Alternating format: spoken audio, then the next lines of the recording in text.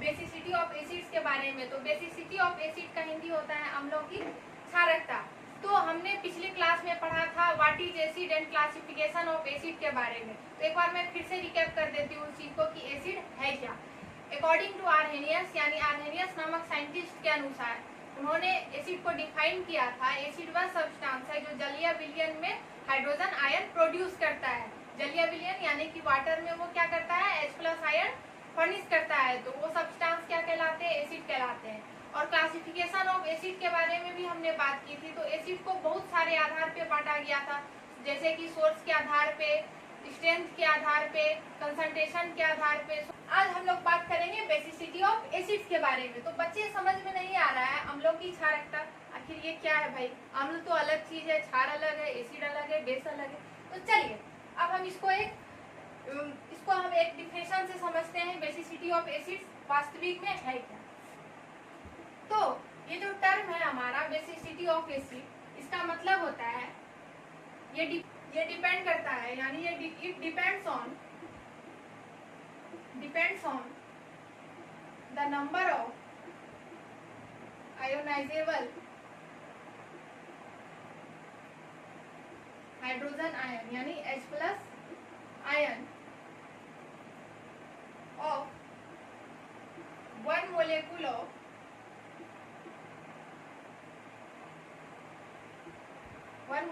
of acid contains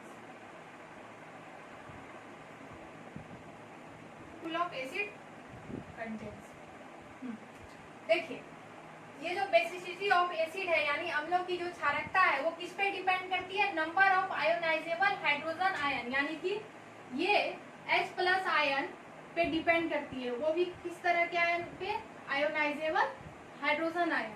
अब ये बात समझ में नहीं आई कि ये आयोनाइजेबल H+ आयन क्या है। तो अब एक होता है नंबर ऑफ हाइड्रोजन एटम और एक होता है number of ionisable hydrogen ion.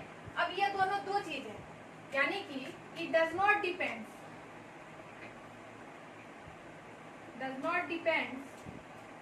On number of hydrogen atom, यानी कि एसिड में प्रेजेंट हाइड्रोजन एटम पर यह डिपेंड नहीं करेगी। ये किस पे डिपेंड करेगी, number of ionisable hydrogen ion पे, H+ आयन पे। अब ये देखिए दोनों दो डिफरेंट थिंग है। अब इसको हम एग्जांपल से समझते हैं। जैसे कुछ मिनरल्स एसिड हमने ले लिए, पहला HCl hydrochloric acid, HNO3 nitric acid, H2SO4 sulphuric acid, H2CO3 carbonic acid, H2SO3 sulphurous acid. ये हमने कुछ मिनरल्स एसिड ले लिए, ठीक है। अब देखिए, अब इस एसिड की बेसिसिटी क्या होगी। अब ये HCl जब वाटर में घुलेगा, यानी जब इसको हम किसी वाटर के एक्वस सॉल्यूशन में जब हम डालेंगे, तो ये क्या करेगा, हाइड्रोजन आयन प्रोड्यूस करेगा। तो ये क्या करेगा, क्योंकि इसमें एक हाइड्रोजन एटम है, तो ये क्या करेगा, एक हाइड्रोजन H+ आयन देगा, यानी हाइड्रोजन का एक आयन देगा, H+ आयन देगा। तो इसकी बेसिसिटी 1 हो जाएगी। तो इस तरह के एसिड क्या कहलाएंगे, मोनोबेसिक। इस तरह के एसिड क्या कहलाएंगे, मोनोबेसिक। यानी कि वह एसिड जो किसी एक्वस सॉल्यूशन में केवल एक ही हाइड्रोजन का आयन देता हो, तो उस तरह का एसिड क्या कहलाता है, मोनोबेसिक। अब दूसरा देखिए HNO3। अब इसमें नंबर ऑफ हाइड्रोजन एटम क्या है, एक है, और ये क्या करेगा, एक्वस सॉल्यूशन में जाएगा और यह एक हाइड्रोजन आयन देगा। तो इसकी बेसिसिटी 1 हो जाएगी। और ये भी किस तरह का एसिड होगा, मोनोबेसिक एसिड होगा। अब ये H2SO4 है, इसमें नंबर ऑफ हाइड्रोजन एटम 2 है। तो ये क्या करेगा, एक्वस सॉल्यूशन में 2 H+ आयन डोनेट करेगा, फर्निश करेगा। तो इसकी बेसिसिटी क्या हो जाएगी, 2 हो जाएगी। तो यह क्या कहलाएगा, डाइबेसिक। ये किस तरह का एसिड होगा, डाइबेसिक होगा। अब देखिए H2CO3, ये क्या है, कार्बोनिक एसिड है। तो इसमें नंबर ऑफ हाइड्रोजन एटम 2 है।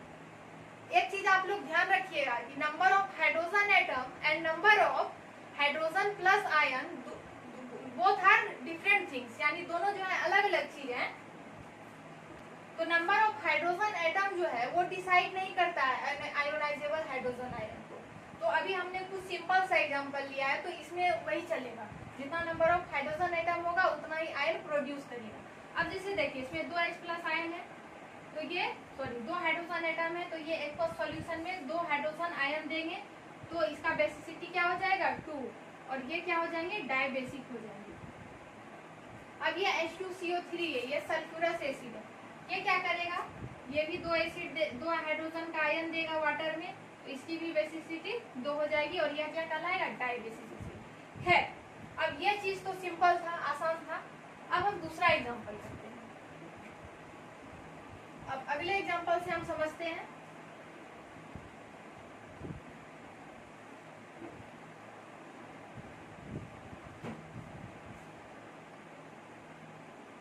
देखिए हमने ले लिया H2PO4 सॉरी H3PO4, इसको हम कहते हैं फॉस्फोरिक एसिड, और H2PO4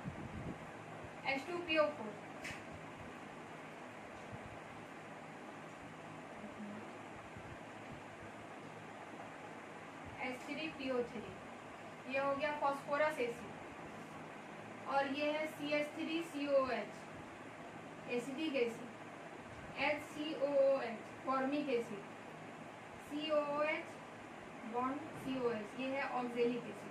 चलिए अब हमने कुछ और एसिड ले लिया। अब इसमें नंबर ऑफ हाइड्रोजन एटम कितने हैं 3, नंबर ऑफ हाइड्रोजन एटम कितने हैं 3 है। तो ये जब एक्वस सॉल्यूशन में जाएगा तो ये क्या करेगा 3 H+ आयन को फर्निश करेगा, 3 H+ आयन को फर्निश करेगा, तो इसकी बेसिसिटी क्या हो जाएगी 3 हो जाएगी, और ये क्या कहलाएगा ट्राइबेसिक एसिड, ये क्या कहलाएगा ट्राइबेसिक।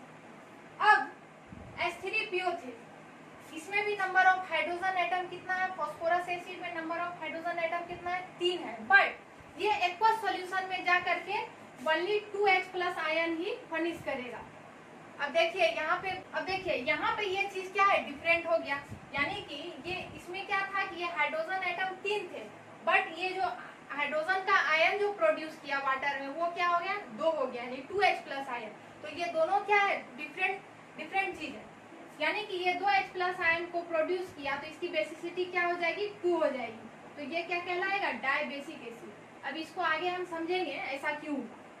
अब देखिए CH3COH एसिटिक एसिड, ये ऑर्गेनिक एसिड है, ये वीक एसिड होता है, all organic acids are weak acid. तो देखिए इसमें नंबर ऑफ हाइड्रोजन एटम तो 4 है, 3 इधर और 1 इधर, यानी 4 हाइड्रोजन के एटम है, बट ये जो H+ आयन फर्निश करेगा वाटर में वो केवल एक ही H+ आयन होंगे, यानी कि ये ओनली 1 H+ आयन ही फर्निश करेगा, तो इसकी बेसिसिटी 1 हो जाएगी, और ये किस तरह का एसिड होगा मोनोबेसिक होगा, ये किस तरह का एसिड होगा मोनोबेसिक होगा। अब देखिए HCOH फॉर्मिक एसिड, ये भी ऑर्गेनिक एसिड है, इसमें हाइड्रोजन के 2 एटम है, बट ये एक्वस सॉल्यूशन में क्या करेगा हाइड्रोजन का केवल एक ही आयन देगा, तो इसकी बेसिसिटी 1 हो जाएगी, और ये भी हो जाएगा मोनोबेसिक। अब देखिए ये है ऑक्जेलिक एसिड, अब इसमें नंबर ऑफ हाइड्रोजन एटम 2 हैं, तो ये क्या करेगा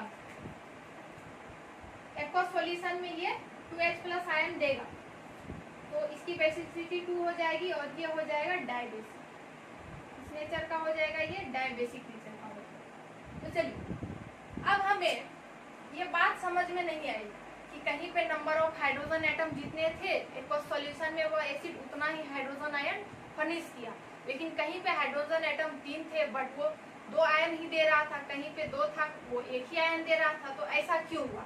अब इसको हम मोलिकुलर एसिड के मोलिकुलर स्ट्रक्चर से हम समझेंगे कि कैसे ये चीज हुआ। अब देखिए अगर हम फॉस्फोरिक एसिड का हम स्ट्रक्चर बनाते हैं तो इसका स्ट्रक्चर कुछ इस प्रकार से होगा।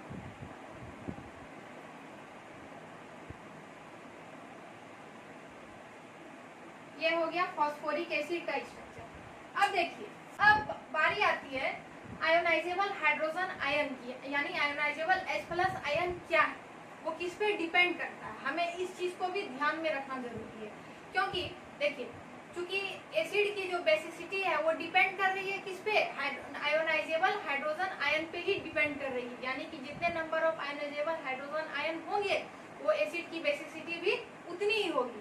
तो अब भाई अब आयोनाइजेबल हाइड्रोजन एटम किस पे डिपेंड कर रहा है, यानी कि वह एसिड के मोलेकुलर स्ट्रक्चर में जो नंबर ऑफ हाइड्रोजन एटम है which are attached with oxygen atom, यानी कि ionizable H plus ion depends on number of hydrogen atom which are attached with oxygen atom in their molecular structure, यानी कि acid के molecular structure में वह hydrogen atom जो कि oxygen से अटैच्ड है, यानी ऑक्सीजन से अटैच्ड है, तो उस तरह के हाइड्रोजन एटम क्या होंगे, आयोनाइजेबल हाइड्रोजन आयन होंगे, यानी कि जितने हाइड्रोजन एटम ऑक्सीजन से जुड़े रहेंगे, अटैच्ड होंगे, उतने ही H प्लस आयन क्या होंगे, प्रोड्यूस होंगे एक्वस सॉल्यूशन में। अब देखिए इसमें कितना है, टोटल तीन हाइड्रोजन है जो कि 3 ऑक्सीजन से बॉन्डेड है, अटैच्ड है, तो ये क्या करेगा, तीनों यानी कि 3 H प्लस आयन को लूज करेगा एक्वस सॉल्यूशन में।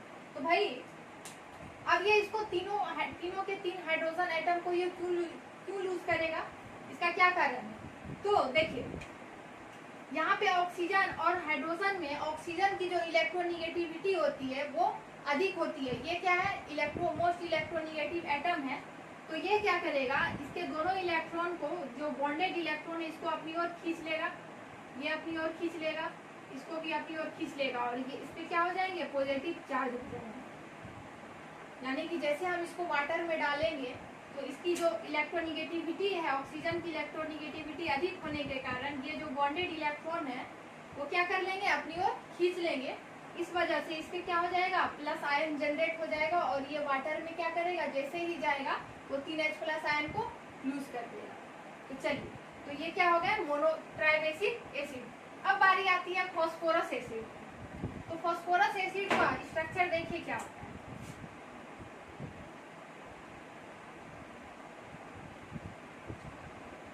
H3PO3। अब देखिए इसमें कितने हाइड्रोजन एटम है जो ऑक्सीजन से अटैच्ड है, तो इसमें केवल 2 ही हाइड्रोजन एटम है जो ऑक्सीजन से अटैच्ड है, तो क्या करेगा, ये इसका इलेक्ट्रोनिगेटिविटी अधिक होने के कारण, यानी इसकी जो विद्युत ऋणात्मकता है, इलेक्ट्रॉन को जो खींचने की टेंडेंसी है वो ऑक्सीजन की अधिक है, इस वजह से ये दोनों बॉन्डेड इलेक्ट्रॉन को क्या करेगा, अपनी ओर खींच लेगा, और ये हाइड्रोजन पे plus ion generate, plus charge जो होगा वो जनरेट हो जाएगा, तो ये क्या होगा, वाटर में 2 हाइड्रोजन आयन ही फर्निश करेगा, इसलिए इसकी बेसिसिटी क्या हो गई, 2 हो गई, इसलिए ये क्या कहलाया, डाइबेसिक। अब देखिए इसी तरह से CH3COH में, एसिटिक एसिड में देखिए CH3, इसका स्ट्रक्चर कुछ इस प्रकार से होता है। अब देखिए इसमें टोटल 4 हाइड्रोजन है, ठीक है, लेकिन चारों में से केवल एक ही हाइड्रोजन एटम ऐसा है जो कि ऑक्सीजन के साथ अटैच्ड है, तो ऑक्सीजन के साथ अटैच होने के कारण ये ऑक्सीजन क्या करेगा, इसके दोनों इलेक्ट्रॉन को अपनी ओर खींच लेगा, और इस पे जो है प्लस आयन जनरेट हो जाएगा, और इसको ये लूज कर देगा, तो इसलिए केवल एक ही आयन को ये डोनेट करता है, फर्निश करता है, इसलिए मोनोबेसिक हो गया। अब इसमें देखिए 2 हाइड्रोजन है, अब इसका स्ट्रक्चर कुछ इस प्रकार से होता है। अब इसमें जो है केवल एक ही ऑक्सीजन के साथ ये जुड़ा हुआ है ये हाइड्रोजन, तो ये ऑक्सीजन क्या करेगा, इलेक्ट्रॉन को अपनी ओर खींच लेगा, और इसको क्या करेगा, वाटर में यूज कर देगा, तो ये केवल एक ही आयन डोनेट करेगा। अब इसका स्ट्रक्चर देखिए ऑक्जेलिक एसिड का, मैं यहाँ पे बना देती हूँ, तो देखिए इसमें 2 हाइड्रोजन एटम है और दोनों के दोनों ऑक्सीजन के साथ अटैच्ड है, तो ऑक्सीजन अधिक इलेक्ट्रोनिगेटिव होने के कारण इसके जो इलेक्ट्रॉन्स होंगे वो अपनी ओर खींच लेगा, और इस पे क्या होगा, प्लस चार्ज जनरेट हो जाएगा, और ये वाटर में क्या कर देगा, इसको फर्निश कर देगा। तो चलिए अब ये थी बात बेसिसिटी ऑफ एसिड्स, तो आई होप कि आपको ये चीज समझ में आ गई हो। तो चलिए अब अगले वीडियो में हम लोग पढ़ेंगे प्रिपरेशन ऑफ एसिड्स के बारे में, तो तब तक के लिए thanks for watching and all the best.